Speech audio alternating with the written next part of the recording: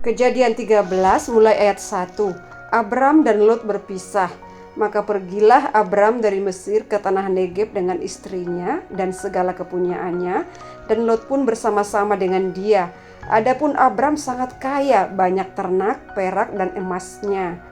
Ia berjalan dari tempat persinggahan ke tempat persinggahan, dari tanah Negeb sampai dekat Betel, di mana kemahnya mula-mula berdiri, antara Betel dan Ai, ke tempat mezbah yang dibuatnya dahulu di sana.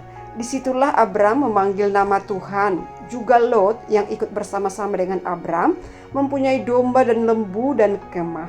Tetapi negeri itu tidak cukup luas bagi mereka untuk diam bersama-sama, sebab harta milik mereka amat banyak, sehingga mereka tidak dapat diam bersama-sama. Karena itu terjadilah perkelahian antara para gembala Abram dan para gembala Lot. Waktu itu orang Kanaan dan orang Feris diam di negeri itu. Maka berkatalah Abram kepada Lot, "Janganlah kiranya ada perkelahian antara aku dan engkau, dan antara para gembalaku dan para gembalamu, sebab kita ini kerabat. Bukankah seluruh negeri ini terbuka untuk engkau? Baiklah, pisahkan dirimu daripadaku. Jika engkau ke kiri, maka aku ke kanan. Jika engkau ke kanan, maka aku ke kiri." Lalu Lot melayangkan pandangnya, dan dilihatnya lah bahwa seluruh lembah Yordan banyak airnya, seperti taman Tuhan, seperti tanah Mesir sampai ke Zoar. Hal itu terjadi sebelum Tuhan memusnahkan Sodom dan Gomora. Sebab itu Lot memilih baginya seluruh lembah Yordan itu, lalu ia berangkat ke sebelah timur dan mereka berpisah.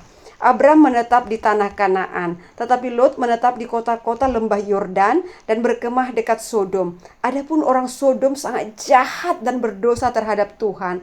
Setelah Lot berpisah daripada Abram, berfirmanlah Tuhan kepada Abram, "Pandanglah sekelilingmu dan lihatlah dari tempat engkau berdiri itu ke timur dan barat, utara dan selatan. Sebab seluruh negeri yang kau lihat itu akan kuberikan kepadamu dan kepada keturunanmu untuk selama-lamanya. Dan aku akan menjadikan keturunanmu seperti debu tanah banyaknya, sehingga jika seandainya ada yang dapat menghitung debu tanah, keturunanmu pun akan dapat dihitung juga. Bersiaplah, jalanilah negeri itu menurut panjang dan lebarnya, sebab kepadamulah akan kuberikan negeri itu." Sesudah itu Abram memindahkan kemahnya dan menetap di dekat pohon-pohon terbantin di Mamre, dekat Hebron. Lalu didirikannya lah mezbah di situ bagi Tuhan.